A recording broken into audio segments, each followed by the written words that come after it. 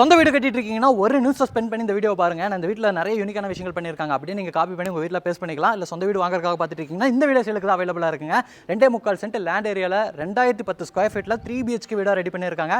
Front elevation செமையாக இருக்குல்ல. இதை விட வீட்டோட இன்டீரியர்ஸ் எல்லாம் வேற லெவலில் இருக்கும். வாங்க பார்க்கலாம். இந்த வீட்டுக்குள்ள 2 கார் நீங்கள் தாராளமாக நிறுத்திக்கலாங்க.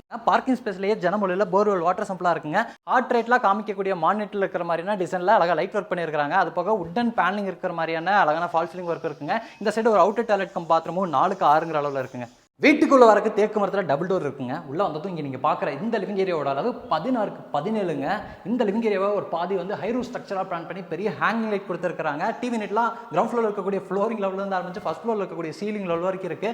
இந்த சைடு நமக்கு பூஜா கேபினெட் இருக்கு. அது போக இந்த மாதிரியான வால் டெக்கர்ஸ் எல்லாம் நிறைய பயன்படுத்திருக்காங்க.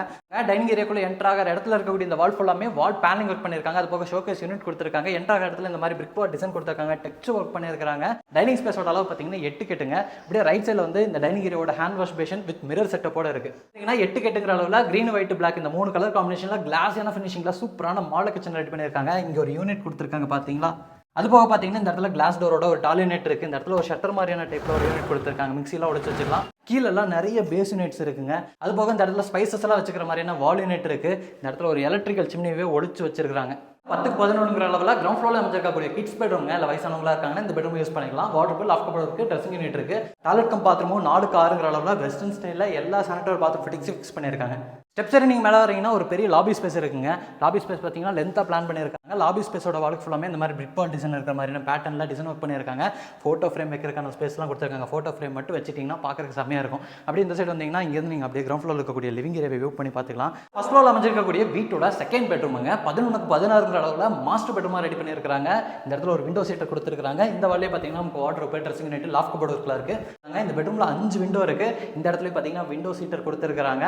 இது வந்து இந்த பெட்ரூமோட அட்டாச்சு டாய்லெட் பாத்ரூமுங்க. 5.5க்கு 8ங்கிற அளவில் பெருசா இருக்குங்க. வீட்டோட 3வது பெட்ரூமையுமே மாஸ்டர் பெட்ரூமா 11க்கு 16ங்கிற அளவில் நல்லா பெருசாக ரெடி பண்ணியிருக்காங்க. 2வது பெட்ரூமுக்கு கொஞ்சம் கூட சளைக்காத மாதிரி இந்த பெட்ரூம்லேயும் நிறைய வேலைப்பாடுகள் பண்ணியிருக்காங்க. இங்கே பார்த்தீங்கன்னா இந்த மாதிரியான வால் டெக்கர்லாம் கொடுத்துருக்காங்க. அப்போ ஸ்டோரேஜுக்கான பொசிஷன் இருக்குது, வென்டிலேஷனுக்கான பொசிஷன்ஸ் எல்லாம் இருக்குது. இது வந்து இந்த பெட்ரூமில் இருக்கக்கூடிய டாய்லெட் கம் பாத்ரூமுங்க. 5.5க்கு 8ங்கிற அளவில் வெஸ்டர்ன் ஸ்டைலில் பெருசாக இருக்குது. ரைன் ஷவர்லாம் இருக்குது. அது போக இந்த பெட்ரூமில் ஒரு ஃப்ரண்ட் பிரைவேட் பால்கனியும் கொடுத்துருக்காங்க. பால்கனி ஏரியாலையும் பார்த்தீங்கன்னா இந்த சைடு எல்லாம் கிரில் ஒர்க் பண்ணியிருக்காங்க, டைல் ஒர்க் பண்ணியிருக்காங்க. இந்த மாதிரி பிளான்ட் பார்ட்ஸ் எல்லாம் இருக்குங்க.